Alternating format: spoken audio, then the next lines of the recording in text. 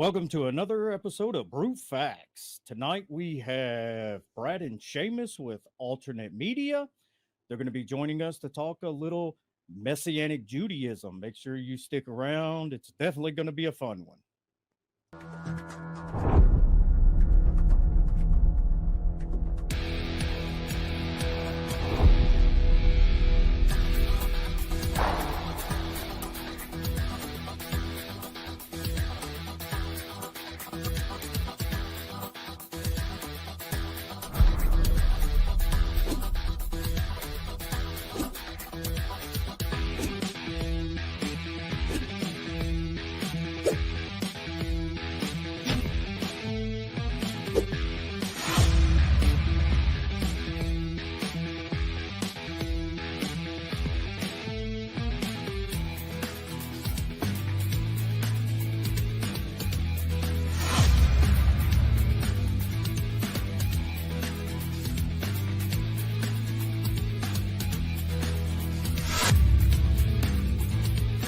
Welcome to the Brute Facts Podcast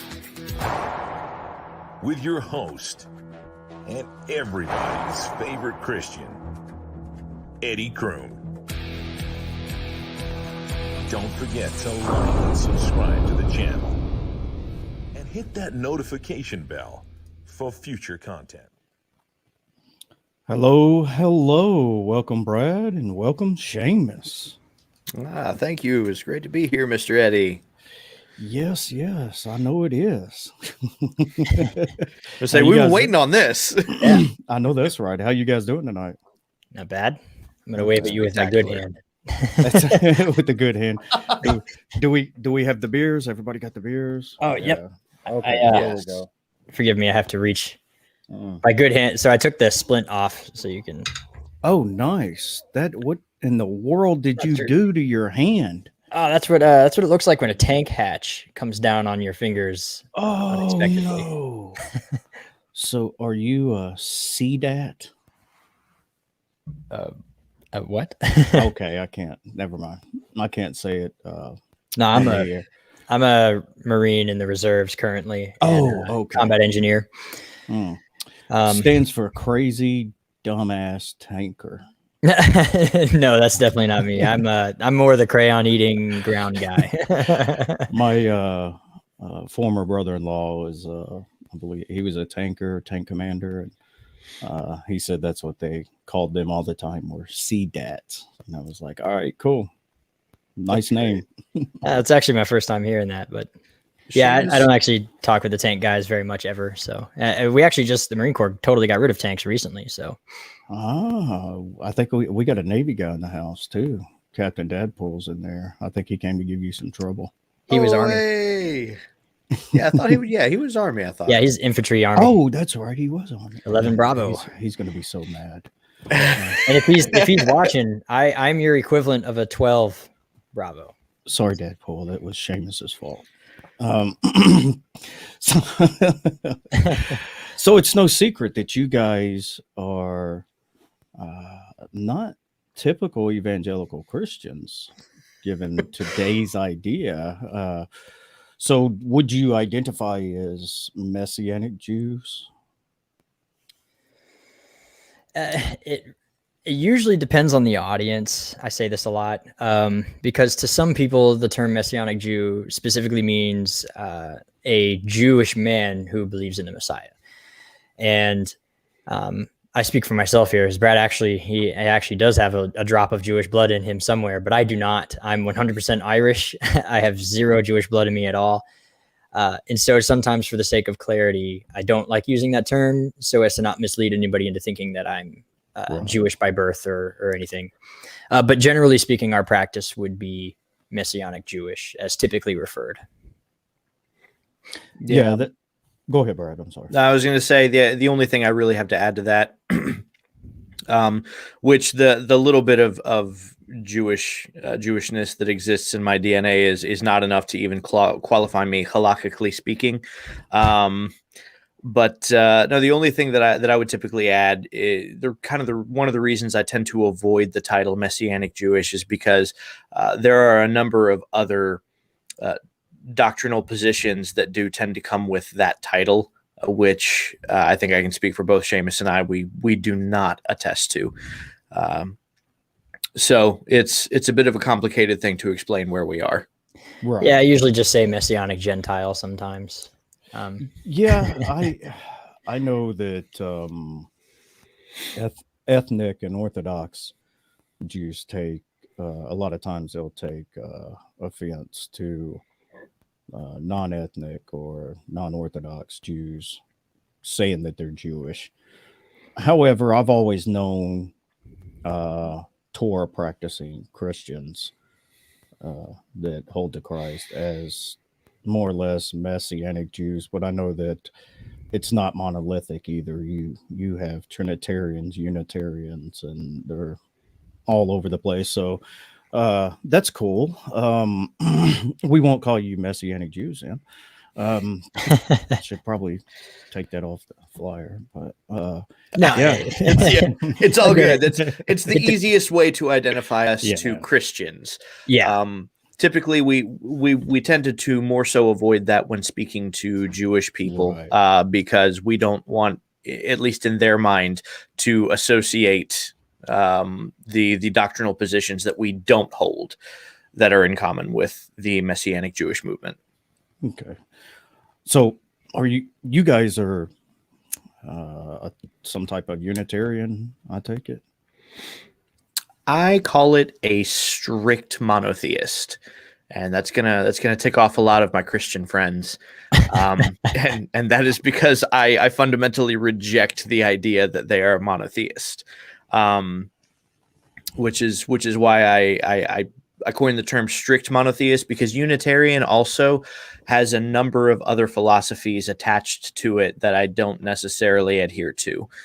For instance, there are some people who would call themselves Unitarian when in reality they're modalists, which is just a more logical format for the Trinity.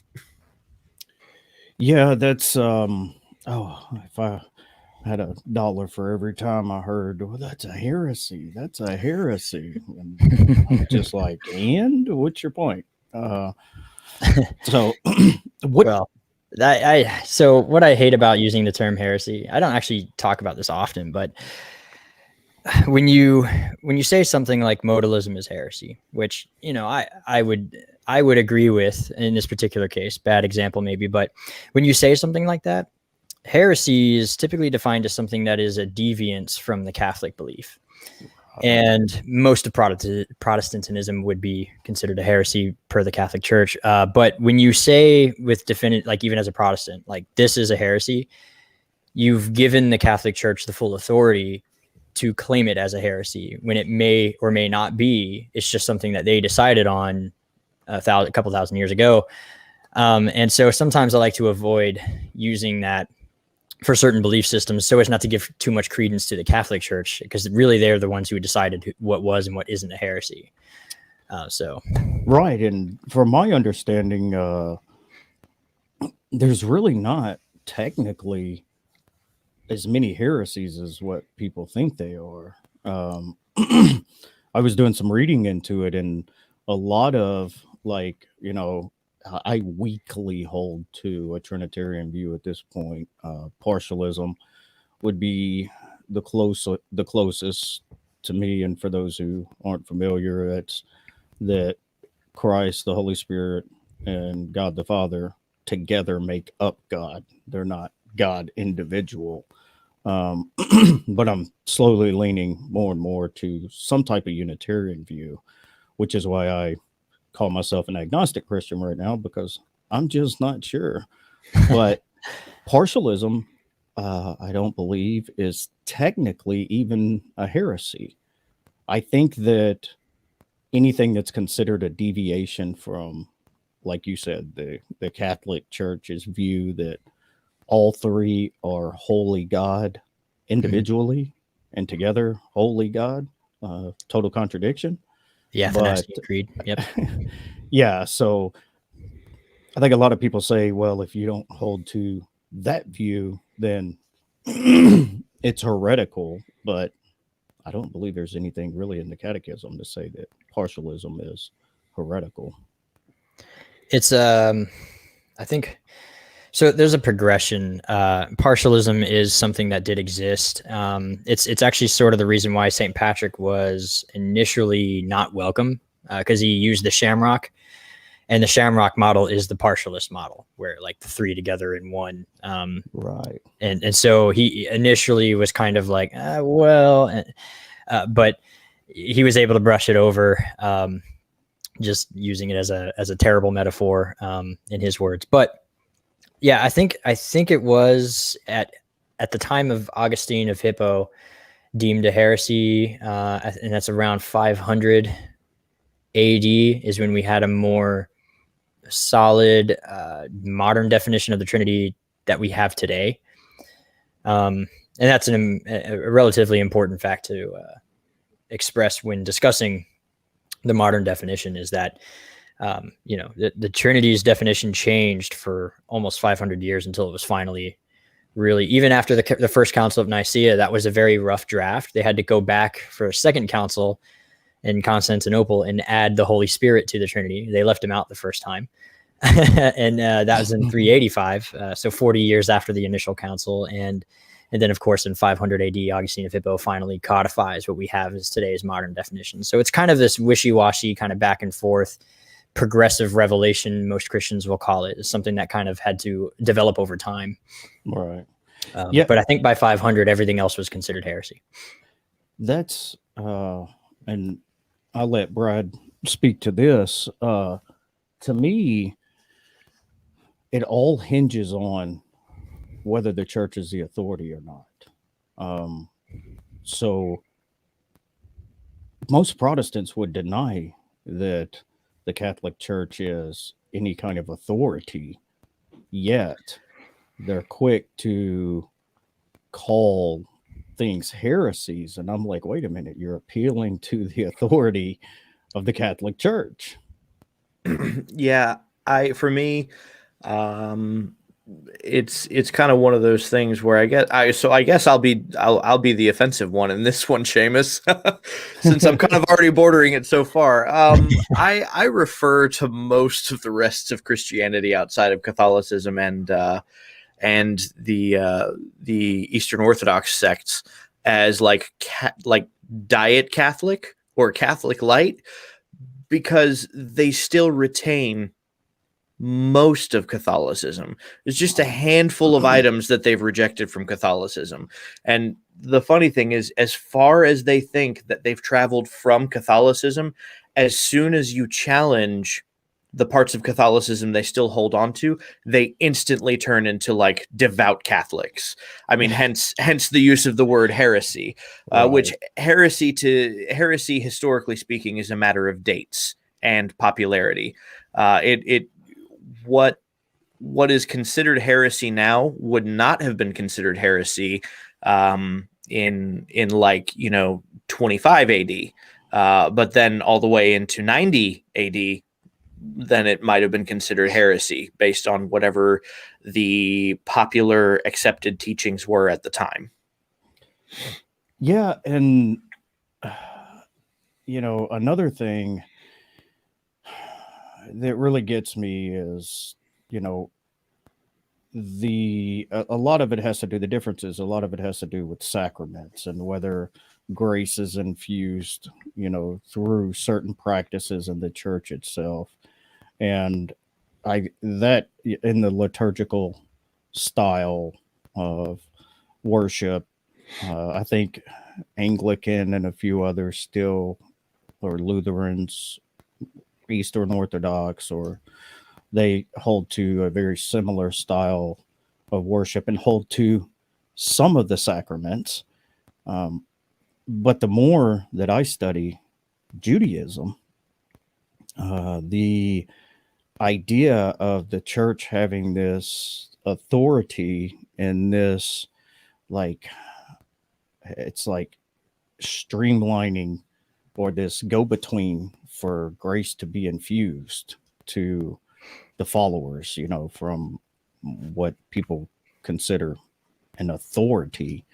To me, I don't find this in Jewish thought.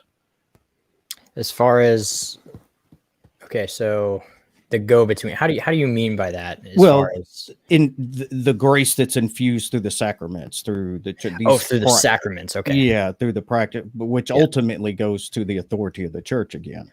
right. Okay, yeah. As a historian, I can kind of answer this a little bit. I think it comes from a Gentile misunderstanding of the idea of the Hebrew grace, because believe it or not, the Hebrew word for grace actually does imply merit. It's usually when you see, like when Abraham falls down or something, he says, "If I have found favor," and then he makes a request. That's the Hebrew word for grace. If I have found favor. So it kind of implies this idea of merit, and that has its own theological implications, of course. And it's very easy for somebody who is not super familiar with Jewish thought, Jewish interpretation of law, and Eastern mindset to take that and think there is a sense of actual merit that you have to offer up in order to receive the meritless grace, right? So I can see why historically it kind of develops eventually into the Catholic thought. And it's generally, as with most things, based off of Gentiles reading a document they know little about and making their own interpretations from there without that outside help from the original, like from the Jewish source. I wasn't aware. I mean, I did, as far as grace goes, I didn't really think in Jewish thought really too much near what the Catholicism, but now that you mention it, I can see how they would kind of see that certain practices and things, because correct me if I'm wrong, but one of the highest forms of worship is study, like hours and hours of study, and it's not just to learn, it's like a connection, I believe, because they would go to the houses and study for like all night, Intimacy. Right. It's it's viewed as being a form of unifying your mind with that of God in a way, because the Torah is understood to be the nature of God, which would come from the mind of God, and so when you're engaged in studying it and connecting to it with your mind, this is seen as being a unifying factor. So yeah, definitely the highest form of worship in Judaism is study. Mm-hmm. So briefly, how did each one of you, were you guys raised in Christianity? Were you non-believers? And how did you get to the type of Christianity that you follow? I feel like I've been talking more than you, so you want to start this one? Yeah, I did grow up in Christianity. I grew up in a very independent, fundamental style of Christianity. And my father was a very well respected member of most any church that we happened to join, no matter where we moved. And he ultimately is the one who let his Bible fall open to Matthew 5:17 through 19, and reading it out loud, it's like it hit him differently for the first time. It's like for the first time he actually understood what the passage was saying. So he led the family down this path, and I fought him for a good 2 or 3 years, because I grew up very steeped in independent fundamental Baptist doctrine. And when I say steeped, like at the age of 12 years old, I could have an intelligent discussion with an adult about the finer points of 5-point Calvinism.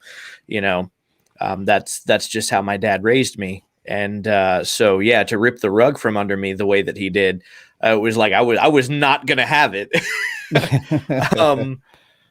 But eventually I ended up coming around after being wrong in a number of arguments that he and I had. And that's one of the things that I try and explain to people. A lot of people say that I will speak on the subjects that I speak on as though I already know that I'm right. And it's like, well, yeah, it's because I've already been proven wrong on this topic. Like I've already had a shift in my theology, which is not to say that I'm 100% right now, but I'm fairly certain that I'm a little closer. You're battle tested. That's all. Battle Right. test, yeah. Yeah, I remember you had mentioned your dad was pretty well into the study, and it only goes to make sense considering the library that you have behind you.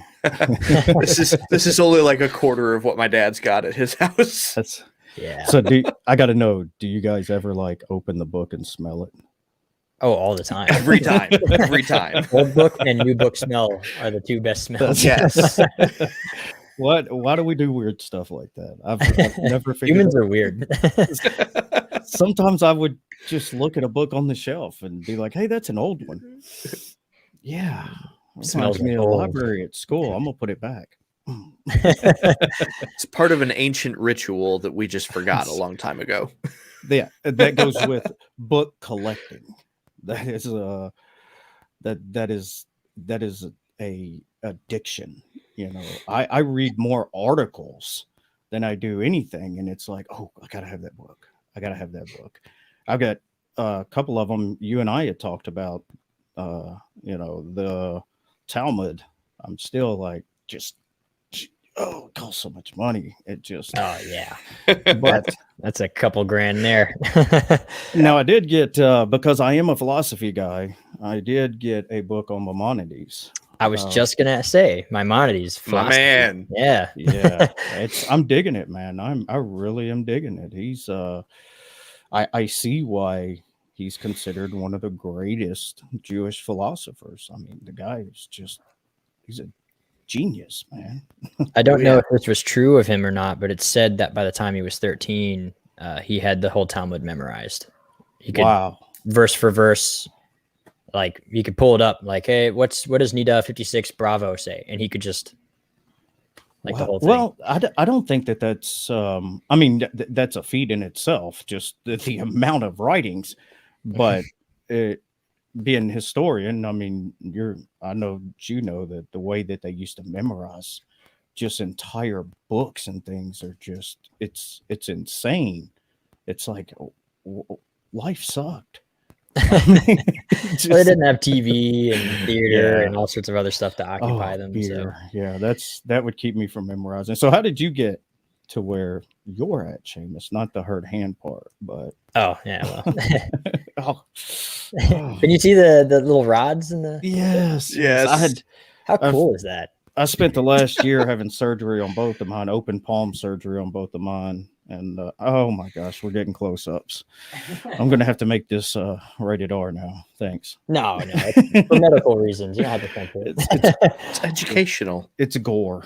There are no open wounds. So for me, forgive me if in the middle of speaking I have to stop. So this is still like kind of a painful process. Okay. And so sometimes if I stop, it's probably because I'm just trying to manage it. But so I didn't start out, I would say, in a churchy home. I grew up in an Irish home, and ipso facto, you're Irish or Catholic now, right? That's just how it was. But by no stretch of the imagination were we a devout household. So I just grew up a regular kind of life. I was a skateboarder throughout middle school, and I get into high school. My parents are going through like this crazy, really weird divorce thingy. And so I was kind of being tossed about a little bit. And at some point, I end up being grounded for like a whole year. My dad's on deployment for the whole year. And so I'm grounded until he comes back, was basically the stipulation. And that was, I wasn't allowed to do anything fun. And that was including reading anything except a Bible. The Bible was the only thing I had in my room. And I hated Christians at the time. I thought of them as, goody two shoes. You're super blessed. So of course it's easy for you to believe in a God that blesses you because you have all the money and you've never really known any real hardship. So it's easy for you. So I decided to take that and read it and use my free time to try and disprove it historically. I figured trying to disprove the existence of God if it could be done, it would have been done a long time ago. And philosophically, it's just not possible. So instead of taking that route, the scientific route, I decided to take the historical route, try to disprove the document, and at the very least say that this document is wrong. Long story short, years go by, and I'm incredibly well versed in biblical archaeology by now. And eventually, I was more than convinced that this document is inhuman. It's crazy we still have it. Its survival, I think, is a testament to an existence of something protecting it. Right. In my mind at the time. And so over time, I just become more and more convinced with the more historical things that I tend to find. And so what started out as me trying to disprove it so that I could shove it in Christians' faces, turned into, it basically backfired. But at the same time, because of that, because I was very historically informed, I still kind of managed to stay within my goal of, like, I guess, not hating on Christianity. I would consider myself today, just by strict definition of the word, a Christian, right?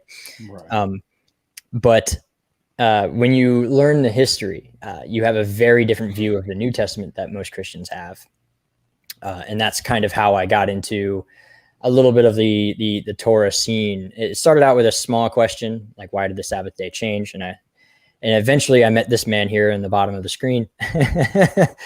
And I ended up talking with his father, and he introduced me to other documents and sources that I was able to go to college. I eventually left for college at Liberty University, and I had access and time to study these things. And that's where I learned most of what I do know now. Brad, he had the privilege of actually kind of growing up with those things as well, and having a long time to hash those things out. I did what he did in like 10 years, I would say. He was 10 years above me. I was able to get in 4 at Liberty only because I had full unadulterated access to the documents that I was introduced to. And then we kind of met back up after college, and now we're basically on the same page, except he's a little bit more of I think I would consider Brad way more philosophically and theologically oriented than myself, whereas I tend to focus strictly on the history. But that's kind of my story. I ended up kind of historying my way into it. So you guys are like a tag team. You got one that's historical and the other theological and philosophical. And yep. Yeah. We've been thunder and lightning ever since. Thunder and lightning. Oh my goodness. That movie. If that was a quote from the rundown, I absolutely love that movie. So I'm kind of working backwards. I've spent so much time in philosophy that I'm not ignorant to theology. I did spend quite a bit of time early on in theology, but loving philosophy as much as I do, it's kind of, I've always kind of come at the Bible and Christianity and stuff more from a historical angle, because I just like the backstory to it and trying to put things into, I'm an analytic person. I want to know why, the building blocks, how we got there. And so now I'm kind of like going backwards and tearing the building blocks down from what I was taught. And Brad and I don't know if you saw it or not, Seamus, had kind of a debate kind of thing on the tour. And we had talked beforehand. I told him, I said, I don't know how much of a debate it's going to be. We pretty much agree on most of everything from, the historical analysis and cultural context that I've been learning behind it. Just not sold on the tour part. That's it. So your dad, man, he's like a superstar. He is. One day, this is a side story. We were telling each other riddles to see who could figure it out the fastest. And I told him one. It took us both forever to figure it out, like all day. just bothered us. And so we were like, yo, we need to go and like, your dad is just a genius. So we need to go and ask him and see how long it takes him. And so like we waltz up and we're like kind of full of ourselves. We're like, this one's a good one. There's no way he'll get it. Mind you, he's like setting lumber up in the garage. I was just gonna say, yeah, like he's just storing away wood. Okay, wait a minute, hold on. Just doing carpentry things. Hold the story. So he's an uber male and super intelligent. So he's a Jewish carpenter. It's hilarious. It has been said about him before that he only has a Y chromosome. He's so just physically incapable of producing girls because I am number 2 out of 7 boys. Yep. Wow. Yeah. So does he like sneeze and grow a beard? Yes, exactly that. Yeah. This man, and he's Cuban and he's got kind of a darker complexion, so he looks incredibly Middle Eastern. Wow, which is really funny. Cuban and denies Orthodox Christianity. That's, I mean, yeah, right. He has to be disowned. I mean, well, he's got a shady past too, so his family. Okay. Yeah, my wife is Italian. You know, her grandfather, and he came here from Italy, and when he saw me, he knew I wasn't Italian. I mean, it's obvious. And then when he found out I wasn't Roman Catholic, I thought he was gonna fall over dead. It was like, you know, and they lived in South Florida, so the other half of the family was Cuban. So they all got along with the Orthodox thing and the Christianity thing, and I'm sitting here, the odd Protestant out, like, hey, yeah, everybody hates me, you know. Yeah, my family in Ireland, Roman Catholics tend to have an anti-Semitic lean, especially in the Irish community, and so when my family in Ireland found out, it was very yeah, they're as bad as Roman Catholics. So we go in and he's just working away. He's like putting lumber away. He just got finished cutting some boards up or something and doing carpentry stuff. And we're like, hey, we got a riddle for you. And we tell him the riddle real quick. It's kind of a long one, but we get done telling him and giving him all the rules and the parameters. And he kind of sat for like a second and he thought, and it felt like maybe 30 seconds. Yeah. He just sat there like this. And he was like, it's this. Am I right? And we were like, wow, that was fast. Hold on. And then he went right back to putting wood away. And he was like, yeah, well, that's easy because it should be obvious. And we were like, dude, it took us like 5 hours. What are you talking about? Obvious? Felt so dumb. So your dad is like Jesus's nephew. He's smart. You would never, this man speaks perfect English. You would never know that English is not his first language. Wow. But he speaks better English than me. Wow. Yeah. There are times where he's talking to me and he just assumes I know certain words and he uses a word. And I'm like, dog, you're going to have to slow down. I don't know the definition of that, what you just said there. Okay. I'm not sure what melodramatic means. Yeah, Brad, you're going to have to humanize this man. I actually think that the first time I had that problem was, and he was like, well, I like that the Holman uses the word propitiation instead of whatever word some other translation uses in like Colossians. And I was like, yeah, me too. What does that mean? we need to hear some embarrassing stories about your dad. He won't watch. Oh goodness. I couldn't tell anything embarrassing. Onto your father. I will say I've won exactly one argument against the man. That is it. That is the only thing I can ever claim. And that is and it in the end of everything it ended up not even being an argument. It was just a point of agreement between us. Darn it. But there was an extreme disagreement for a long time about like musical genre, right? Whereas I come from the position of like, okay, well, there is nothing inherently evil about the organization of notes or what instrument they're played on. And better yet, I actually went even further to suggest that modern heavy metal as it is today is actually closer to classical music than any other genre that currently exists. And so then Two Cellos did their cover of Thunderstruck, and I was like, proof, I win. That's right. Oh. Nobody is, as far as metal goes, nobody has been more creative than the Australian band that uses the didgeridoo. the didgeridoo. Yes, yes, and they made they make hard rock metal music with a didgeridoo, and it's awesome. Have you heard of Eluvite though? Yeah. Eluvite. No, how do you spell that? Eluvieitie. Bagpipe metal. No, It's straight up Celtic metal. Oh yeah, No. It's like the Folk most metal. Norse Celtic thing You that know you've what? ever heard. Now I have seen some. I might have. Do they have like a female like headbanging and with the and there? It's like this real With a hurdy-gurdy. yeah, and it's Yeah. it's a real well done, high quality videos and stuff that goes with. I think I have. He's probably talking about Call of the Mountain.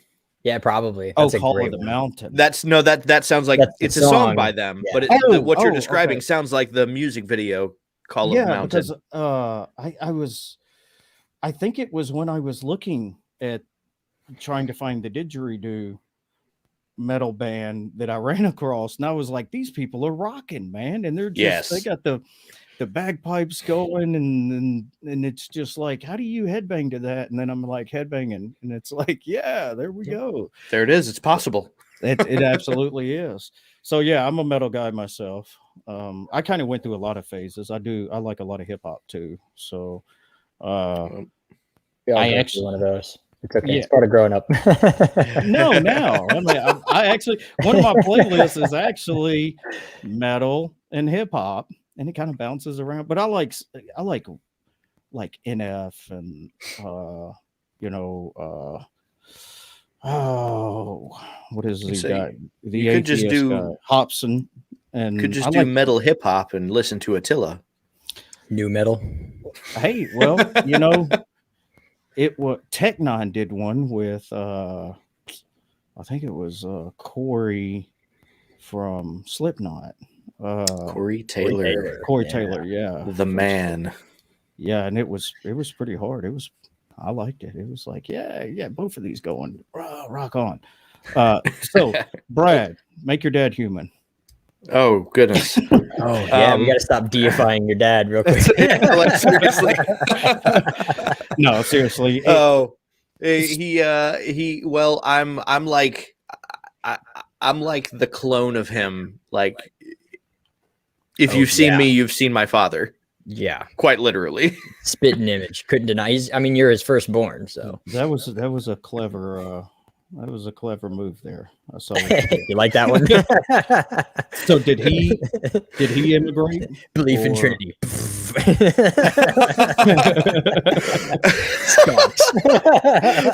Brad, his yes. dad, and Seamus. There we go. We got the Trinity. Yes, he did. He did immigrate. Back in the '60s. It was one of the last planes out of Cuba, I think. So he and my grandmother and my tia, they moved here, and he grew up poor side of town in Massapequa Park, Long Island, New York. Okay. But he did, for the most part, grow up Catholic. And there came a point in his life where he observed the behavior of certain people in the church and realized that he had a higher standard of morality on his own without church. So went on his own, I'll call it a spiritual journey of discovery, where he encountered a few individuals, all from faith backgrounds that all had an impact on him. And eventually, they came around. He and my mother, it was after they were married that they came around and got saved and became born again believers. And that story on its own is a fantastic one, but that's one I like to let them tell, because it's got a lot to do with their marriage and the beginnings of it and everything. But it's one of those miraculous ones where there's kind of no explanation for it. Right. Yeah, That's a wonderful story. That's interesting. I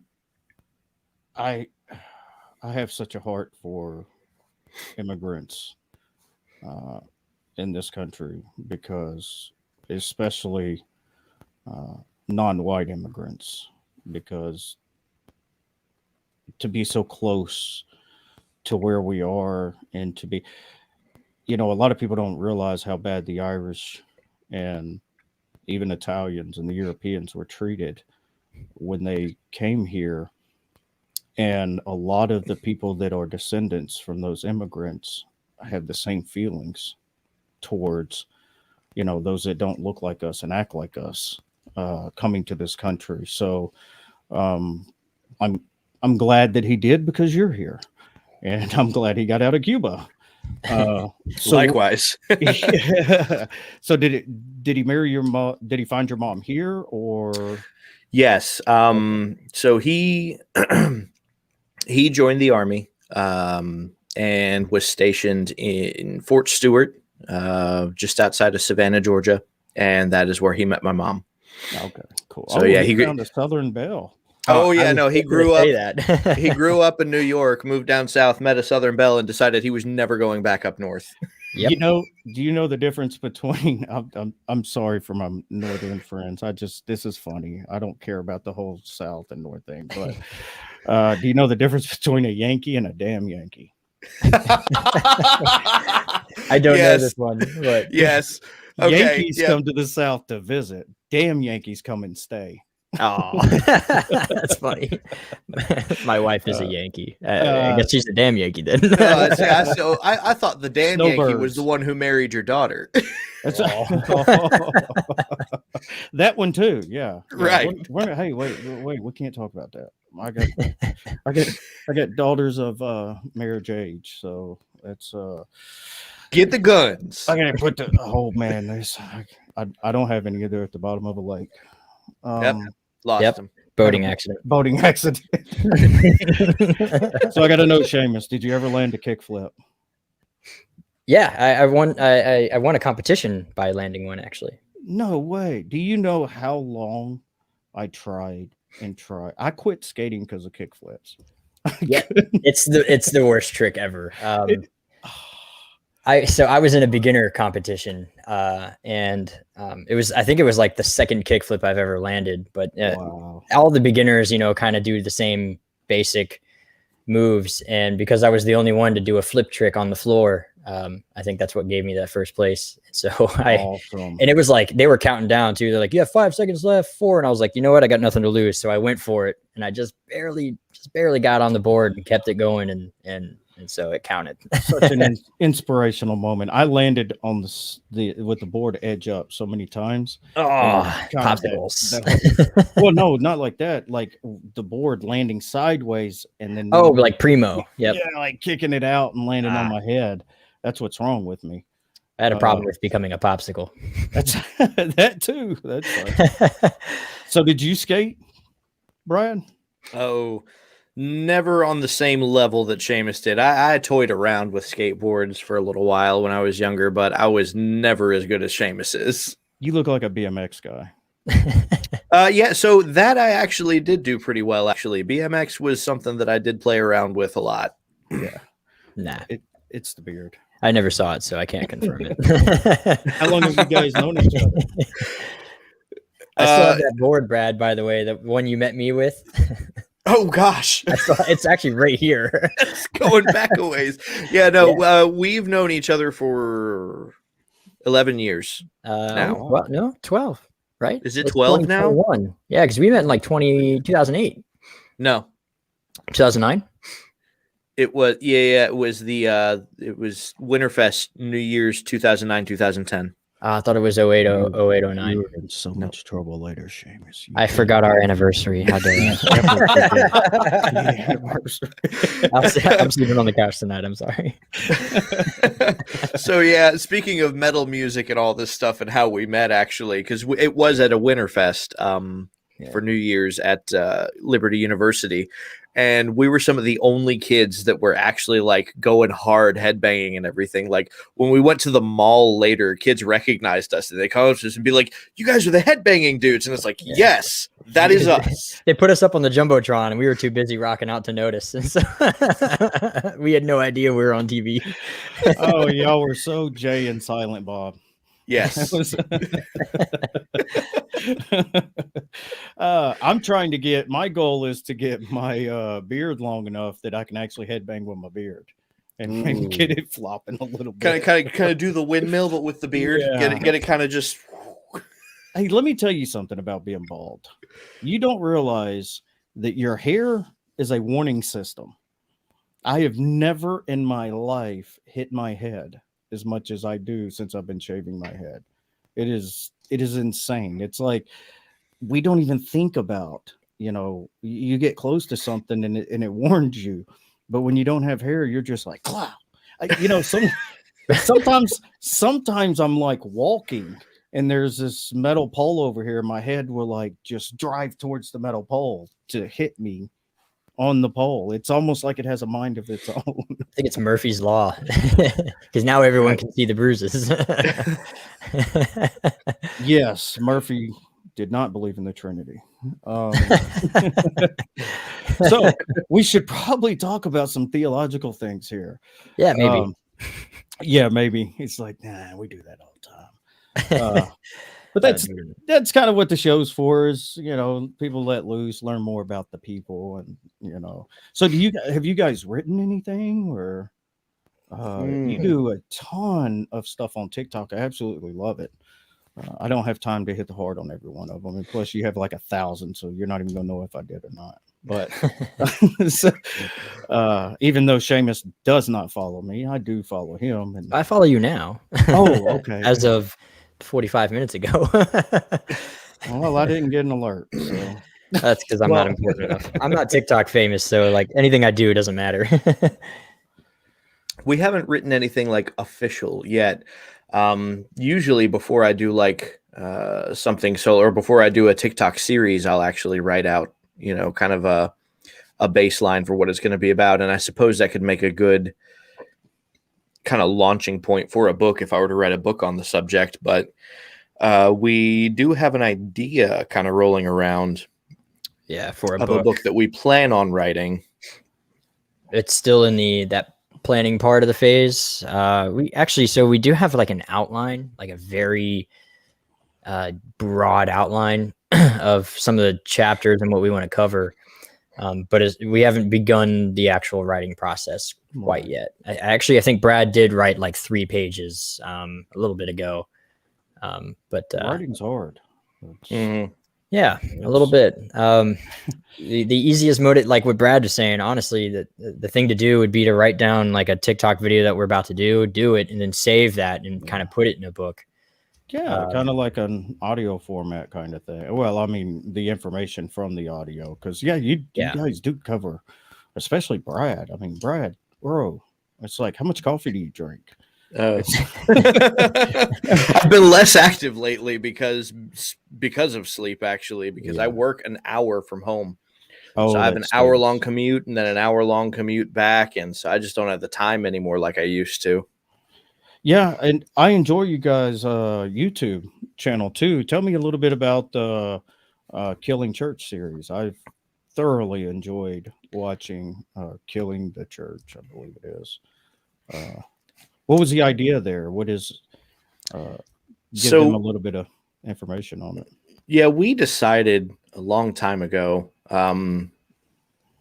that we either wanted to do a book or a podcast or a YouTube channel or something like that together, discussing this, because the Hebrew word for it is escaping me right now. Seamus, you'll have to remind me. But basically, the study partner, your chavrusa.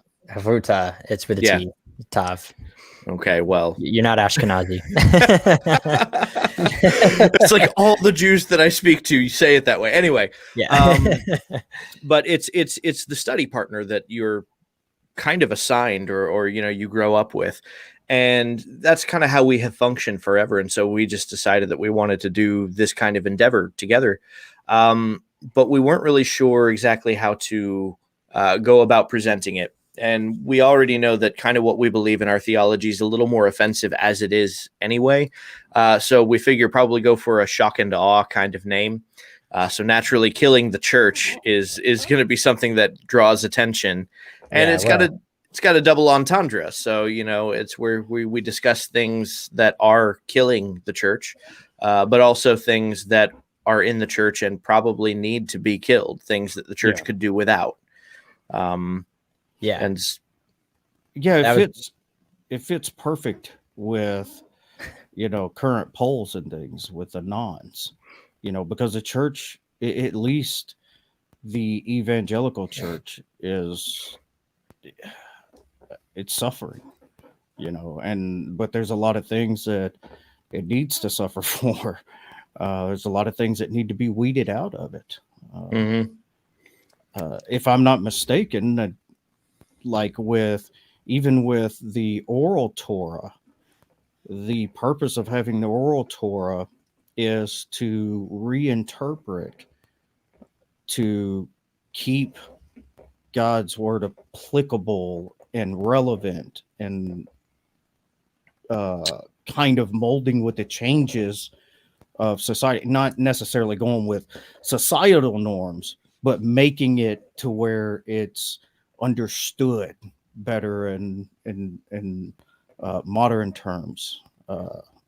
It depends on your definition of, I guess, oral Torah, because there are halachic rulings that can change over time.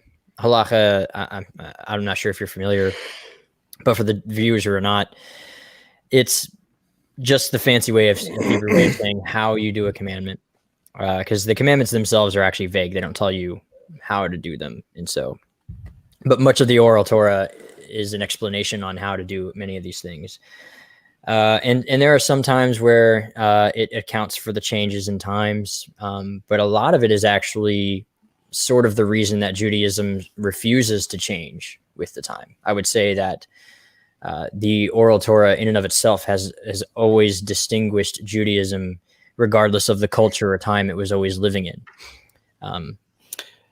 I was thinking of the best way to word that, because I didn't want to come off as reinterpreting to accept changing societal norms. It's more just making it not, we would say, clarifying. There you go. It's more relatable. Especially like some of the harder laws that are difficult to understand.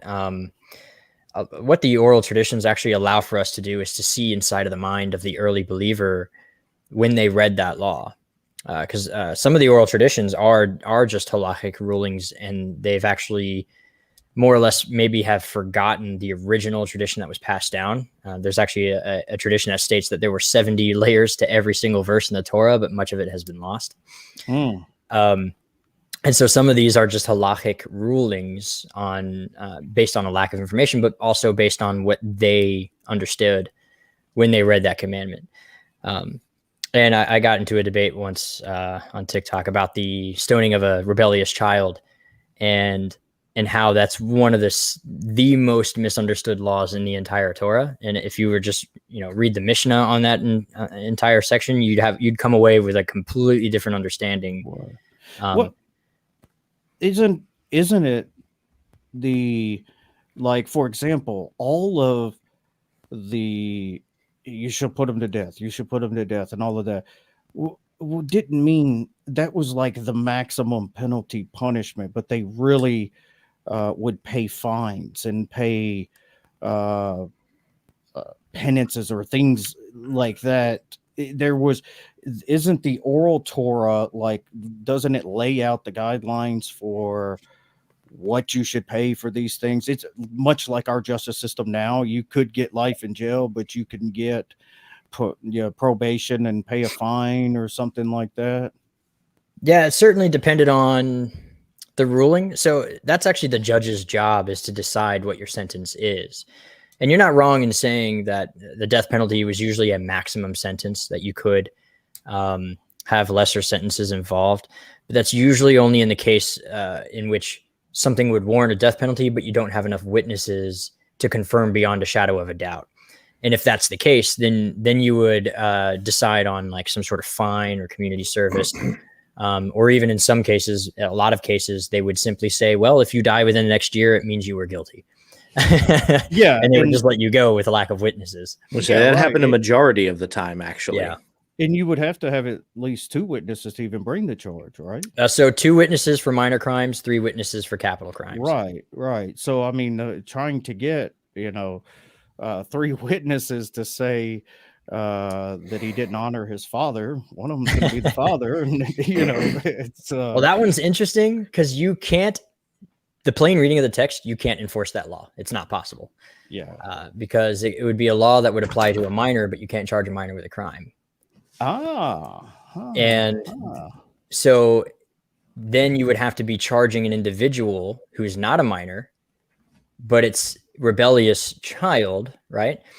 And so we actually have a problem in which, basically, long story short, the problem is nobody can levy this charge against another person except for the boy's own father, and only in the case of a person who refuses to take his bar mitzvah.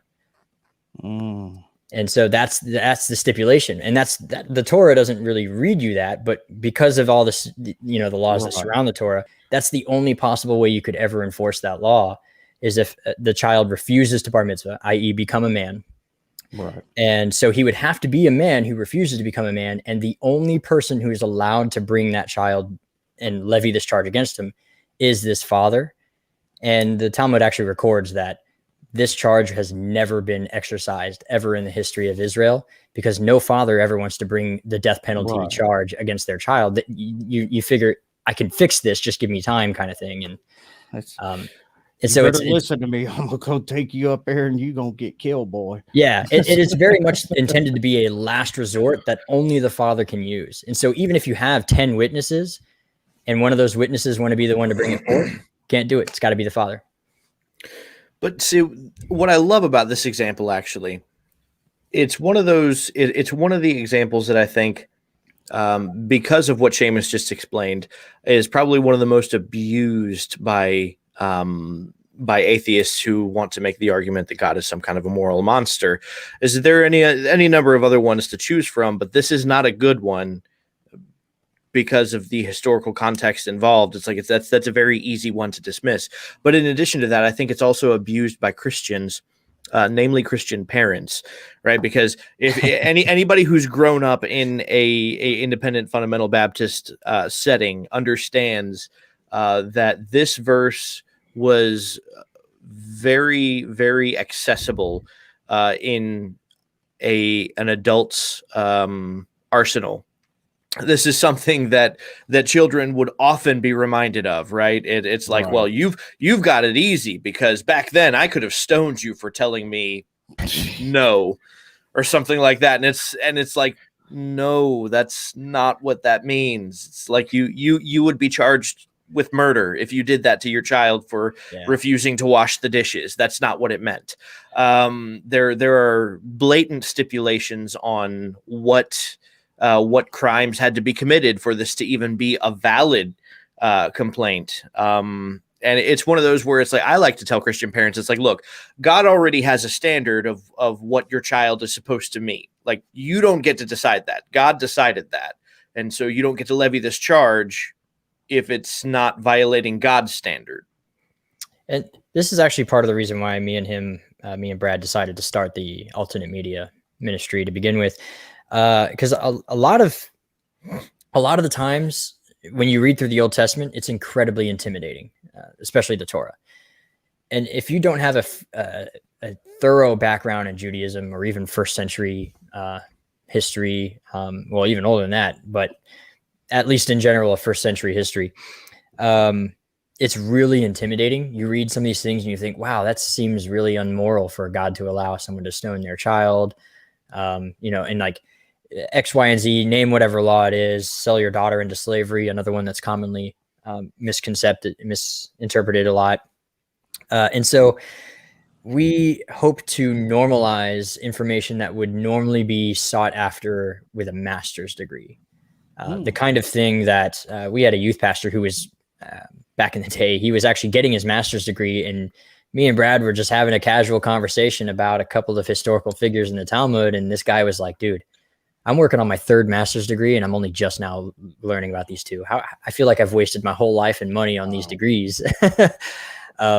And that's actually kind of our goal. Is a little bit of an inspiration that we took was, if more Christians were more aware, they'd be less afraid of reading the Torah, and that would arm them with the kind of information they need to even just go out and talk to the normal, regular, everyday person, and especially other Christians, and help enrich or strengthen your faith, knowing that there really is a logical, stream of thought within the entire Bible. It's not just this archaic, like we kill people now or back then, but we don't now. It just kind of seems really disconnected and removed, and that's not the case. And so, yeah, well, we can't close out the stream without a philosophical question. Ooh. So I've got to know, Brad, and you have to give me some nuance. Okay. What is Jesus's relation to the Father? Oh, Mike's turning off now. What a good question. Because this is one I'm struggling with right now. So I'm laying it at your feet. Right now I'm at the feet of the rabbi.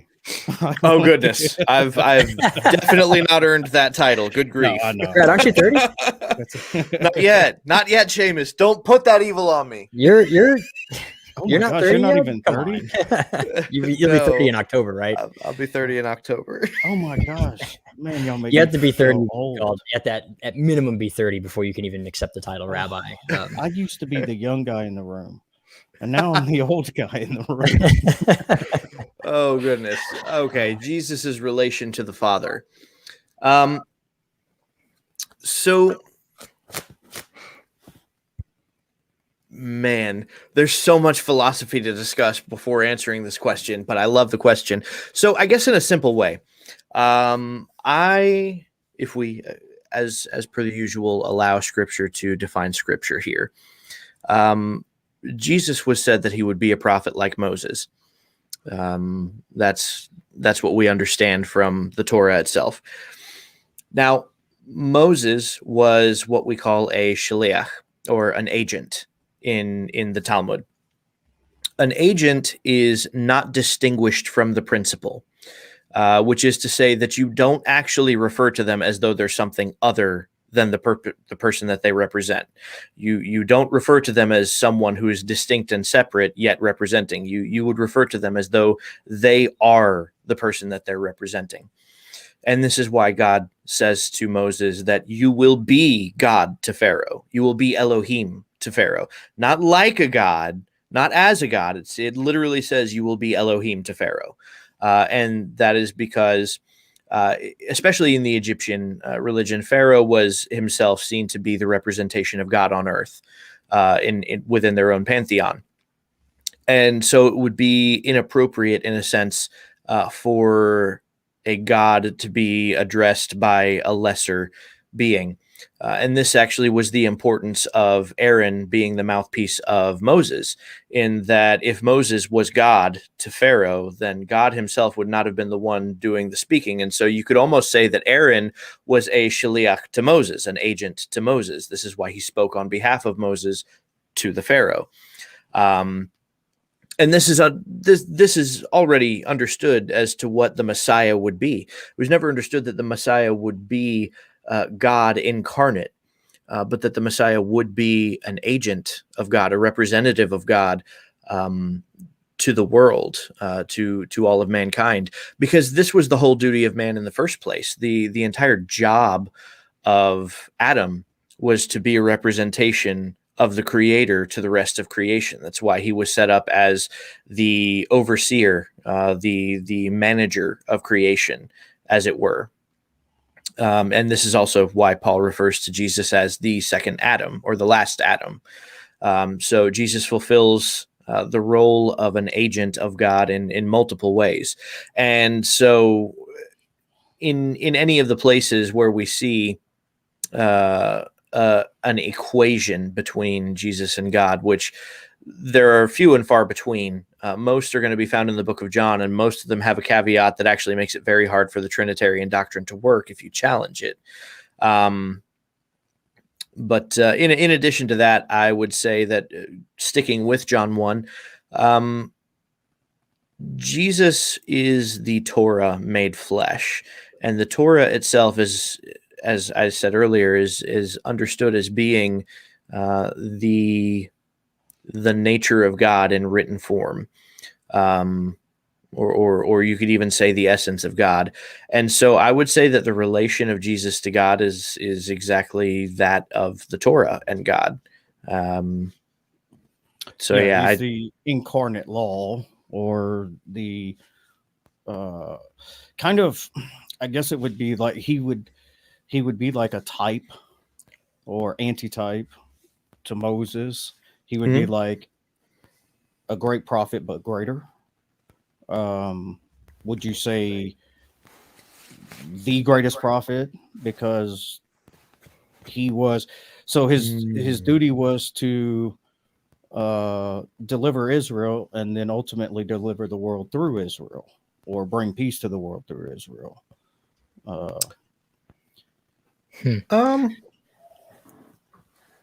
That's I don't know that I'd say the greatest prophet. Really? You would have to, well, because Moses is the foundation, right? And so equal with, because if he's greater than Moses, that means he could override Moses. But Moses is the only reason we know he's the Messiah to begin with. So and if Moses himself was acting as a mouthpiece for God, then you set up a bit of a contradiction to put him on that level. But see, so I would say equal to Moses for sure. Yeah, most certainly.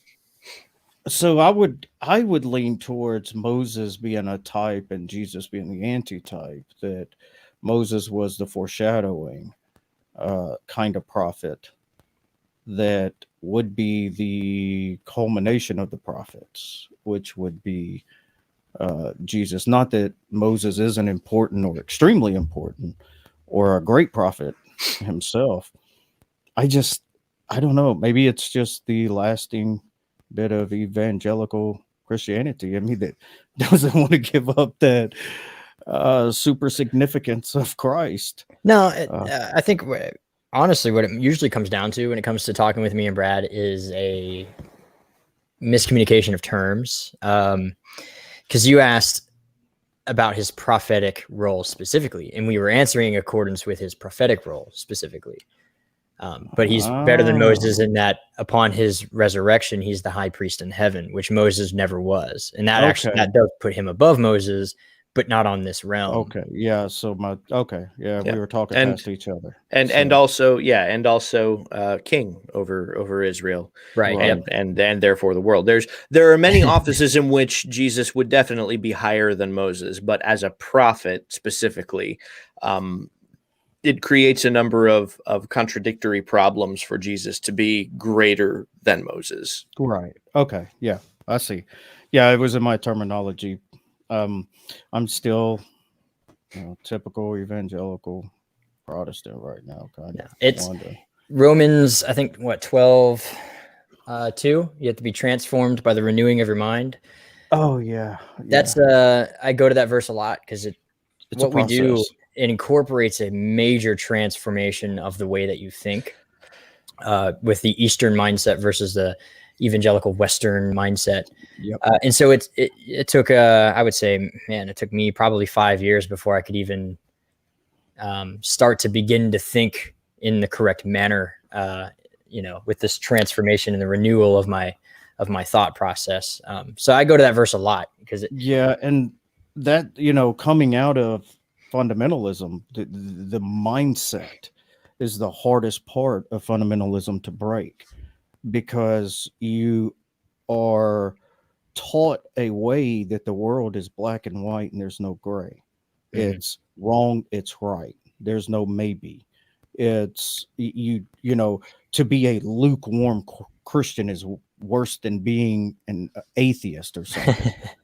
So which that now I know that whole scripture was totally like ripped out of context, and Oh yeah. it's not even close to what Jesus was talking about. The cities from where the water was running, where Yep. at least at one end it's hot, and at least That's at the the other end, historical context for you. right, exactly. And it's Yeah. like, wait a minute, he's saying, whoa, because they get warm water. They don't even get cold or hot. At least they're, Yeah. that's what Protestantism has done to well, So- not only that, I mean Orthodoxy too. As a philosophy guy, Eddie, I definitely got to recommend a set of books for you to get. Yes, recommend a Ray, baby. Especially since you're currently reasoning through the subject of the Trinity, and that would definitely be the Tanya. Ooh. That is one that actually, so Seamus and I have recommended this to another evangelical friend of ours, and he's just now going through it. And so, like, just now we're getting screenshots of pages from it, and like this statement outlining how now his understanding has shifted. And it's like, yes, this is what we've been telling you. That's just it. The more I learn about Second Temple Judaism, the more I have got a richness of New Testament that I have never seen or read before, because knowing who Jesus is talking to and what he means by using certain things going on at the time, just the turning the other cheek. It's not even close to what Right. most people, it's like, Or the coin. yeah, exactly. Yeah. And I'm just like, wait a minute. What else am I missing here? What, it's about suing your brother. It's about pride. It's not about taking a whipping and standing there saying, okay, I took your whipping, I still love you. It's because Jesus flipped over tables in the temple. Right. Twice. It's not about altruism. Right. Oh yeah, alter. That's right. Yeah, absolutely. Okay, you said the Tanya and what else? Yep. Tanya. Yeah, I got it. That's a deeply philosophical work. That's one. Well, that's one that you recommended to me last time. Yep. And it went into my list to get, and I missed that one. So yeah, that one that's going to take you a while to get through. There's actually a year-long reading plan. If you follow the plan, it'll take you a whole year to go through it. And for some, because of its density in its content, it may take up to 2 years. You may have to divide the days in half. Yep. I'll be done by the time I'm 50. It's not the Talmud. It's only 5 volumes. I think you can get through 5 volumes in a year. I think, and Seamus, we're gonna have to go ahead and lay down the bets here. But I think that his favorite volume is gonna be the same as mine. I think he's gonna like volume 1 the best, or like the first book. So the first book actually goes over like the anatomy of the soul. Only one I'm gonna get through. No, it's the most really? relevant to the philosophically minded.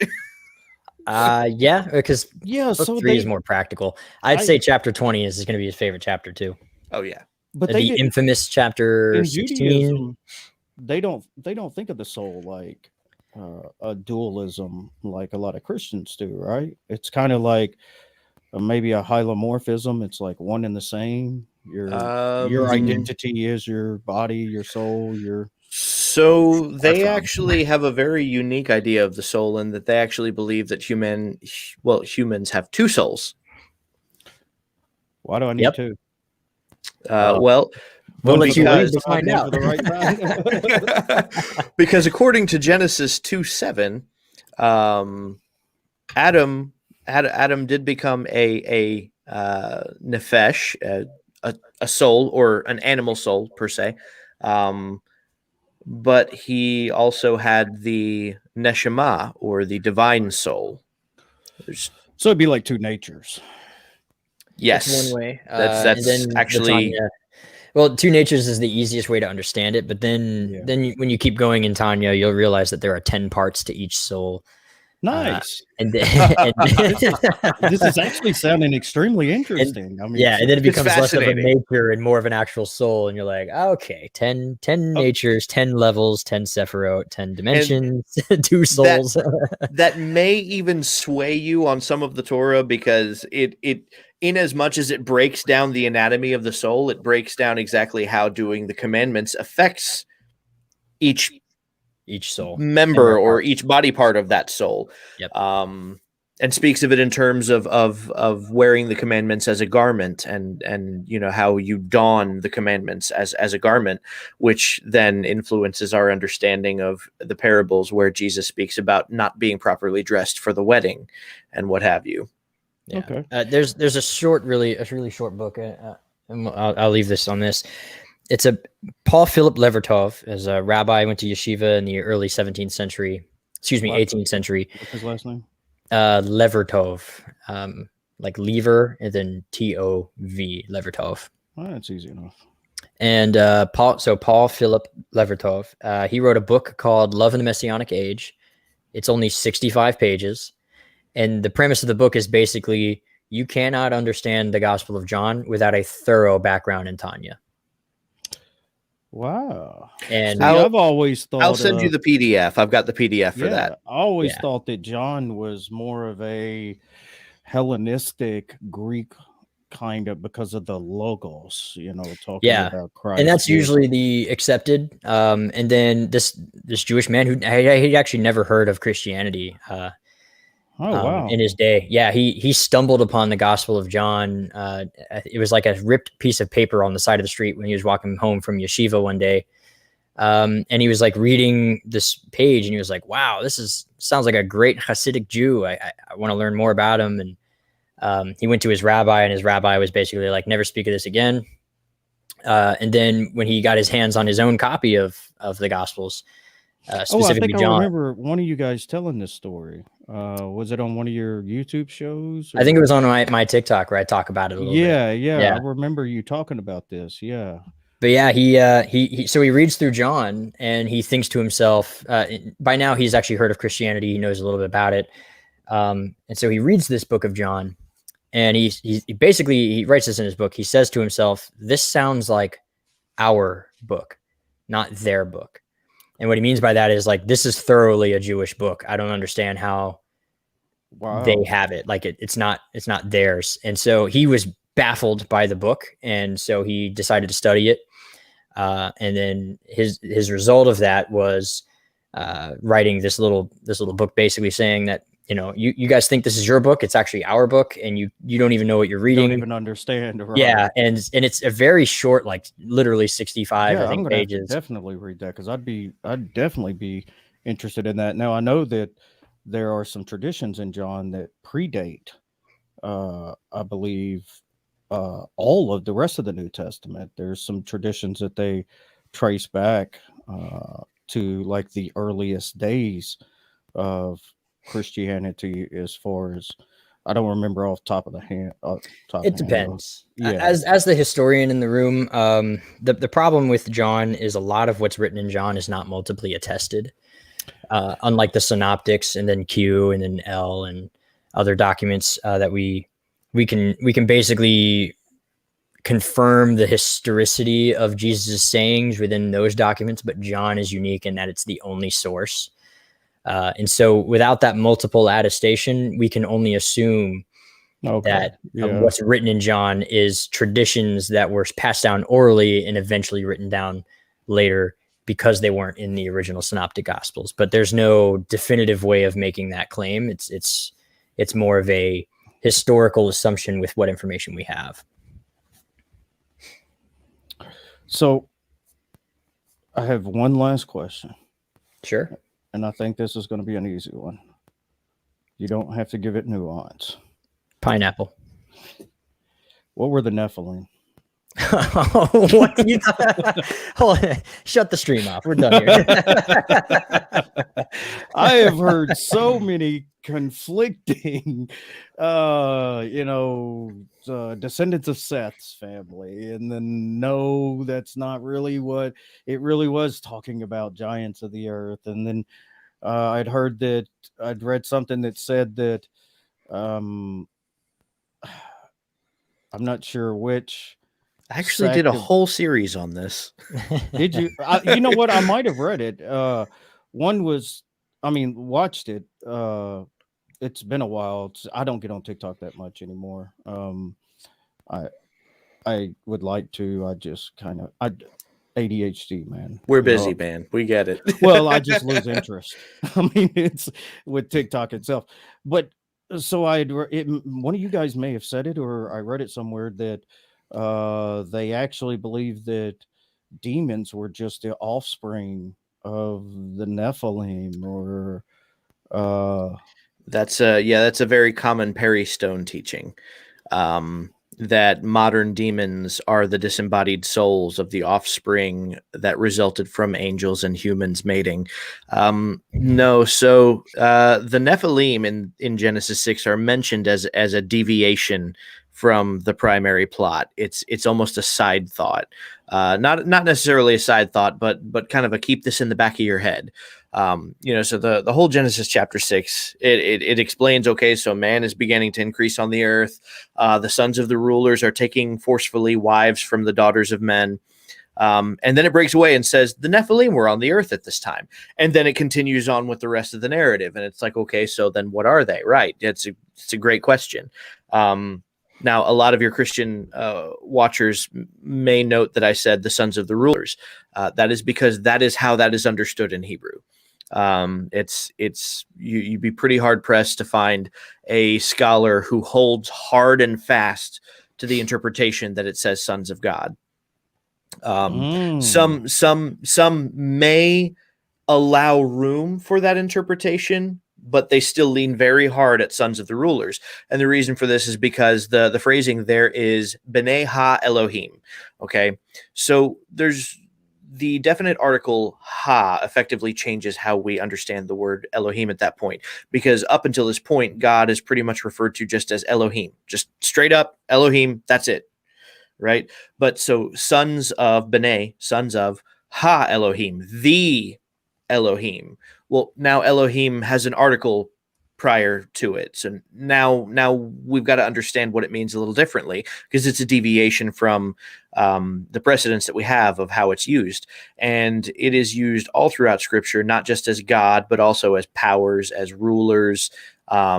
It's used as judges even, which is Jesus uses it in that instance when the Pharisees accuse him of making himself God.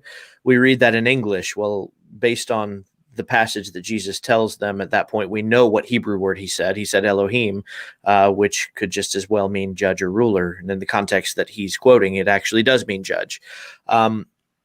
So the sons of the rulers, or the elite class at this point, are forcefully taking the women of the poor class as wives, and that's how the narrative is laying out. And then it says the Nephilim are on the earth at this time. The Nephilim, so Nephilim literally translates as the fallen in the plural tense. Nephal means to fall. That's literally what it means. It's a verb. So Nephilim being used as a noun in the plurality just means the fallen or the fallen ones. Right. So I would contend that the Nephilim are themselves the fallen angels. Oh, the angels that aren't talked about until Revelation. Depending on whether or not you consider the pseudepigrapha to be authoritative or not. Not talked about again until Enoch. Right. So we'll leave it on that note. Next time, maybe instead of putting you guys on the spot so much, we'll nail down a topic. And I just kind of wanted it to be free flowing, and I had to throw some little hard balls out there. No, I actually prefer this sort of freestyle Lions Den. Sweet. Yeah, like Yeah, I try to keep it around an hour, a little bit, because I have a short attention span, and so I assume everybody else does. Well, And maybe if I show them my hand again, it'll get their they say, attention "Oh, there we go. back. It's rated R again." Uh, I Demonetized. I would definitely like to have you guys back on. I mean, even make it a regular thing if you want. I mean, it's I am just super fascinated and intrigued with how Judaism really underlies Christianity, so almost antithetical to a lot of what we hold today. If you're a man of philosophy, right? You I said. pretend to be. Well, all philosophers are pretends. Let's be real. So Seamus, which philosophy of history do you hold to? Oh, philosophy of history. Wow. Yeah, see, now, what is your philosophical position in history? Because there's not one. No, there isn't. Yeah, philosophy's your philosopher too, Seamus. It's natural. So when you study history in the biblical narrative, you naturally have to study theology of the ancient mind, and then you have to apply that theology in your interpretation of what's going on historically, because that's how it affected them in that way. And so you have to adopt it for yourself in order to make your I don't want to say assumption, because but a lot of unfortunately a lot of historical accounts are sort of assumptive in a certain sense. Okay. Yeah. So yeah. go ahead. No, I was just going to say, I love when people, not that you were, but when people say stuff about philosophy, I'm like, and you're doing philosophy. Yeah, no, yeah, definitely. I do. I study a lot of Jewish philosophy because I have to, in order to understand the first century mindset. You got to have the paradigm, man. You got to have the paradigm and the different angles. Yeah, absolutely. And so, I don't consider myself a philosopher in that, and by that, I mean, basically I study the philosophy itself, but I don't ponder the philosophy a lot. I usually learn it. A philosopher. I usually learn it, accept it as a fact, and then interpret what's happening historically through that lens, and then pass that information down solely as it is what it is. Like I'll say, hey, this is what first century Jews believed. Whether you believe that or not is entirely up to you. I don't know if I believe that, but this is what they believe, right? And that's kind of how I present a lot of my information. But I definitely, you can't not do philosophy if you're going to study history. That's just a fact. Yeah. Well, you got to find that. You got to, I mean, do you take a Bayesian approach, or do you take inference to the best explanation? Do you take just explanatory scope? But what is, you got to figure out which of all of it, maybe a little bit of all of them is. So are you familiar with the documentary hypothesis in Old Testament writings? I just heard about that the other day. That was the first I heard. Can you run through it real quick? It's long story short, it's more or less that the Torah was actually a compilation.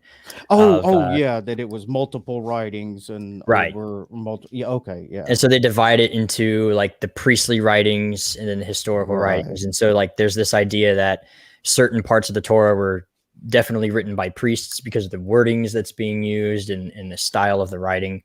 And sometimes they are inserted within other books. And so like Genesis will have bits and pieces of priestly, quote unquote, writings and so on and so forth. Same with Exodus. Leviticus is basically almost all priestly writing. But it's this kind of idea that everything's kind of pieced together from, over time. And I can't remember the name of the philosophy that of history that follows that same sort of pattern. Even though I don't subscribe to the documentary hypothesis, I think it's like Hume's is his name.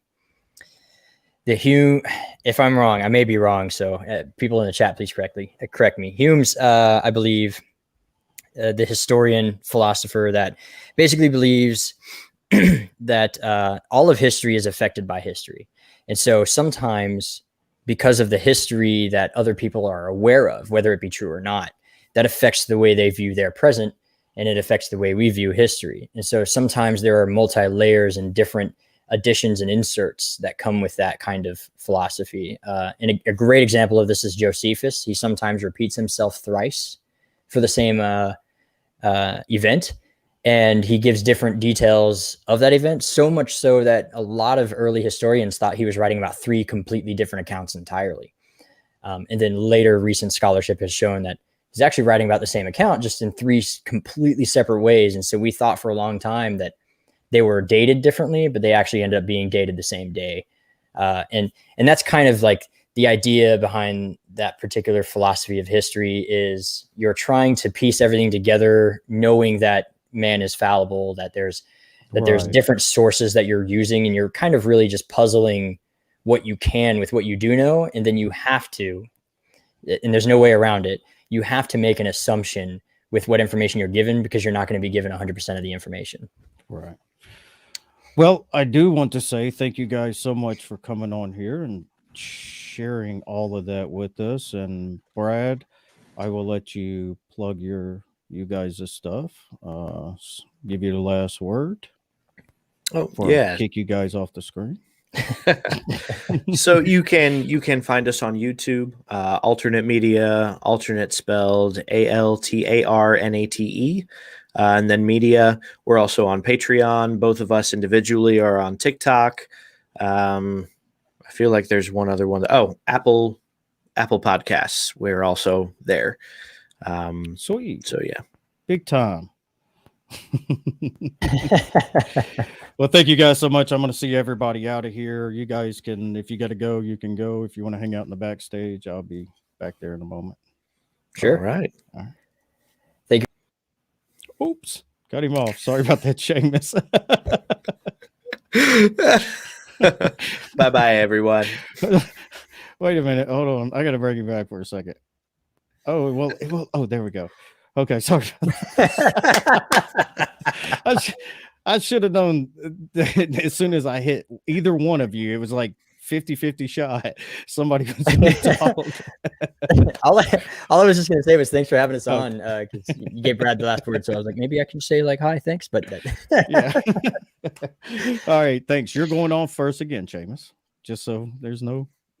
This so time I'm first now. No, I'll kick Brad off first. No, okay. Get rid of me.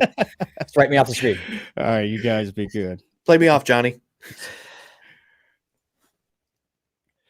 Oh, there we go. Brad and Seamus, Altarnate Media. That was fun. I enjoyed the conversation. I tried to pick their brain for every hard possible question that I've been dealing with. And I got some satisfactory answers, and definitely a lot of resources to go look at so I can learn something. Thank you, everybody, for coming out and watching. I had Michael Jones with Inspiring Philosophy that was coming on before we had to take some personal time away. I am working with him to try to get him back on, or get him on as soon as possible. That was the next scheduled show.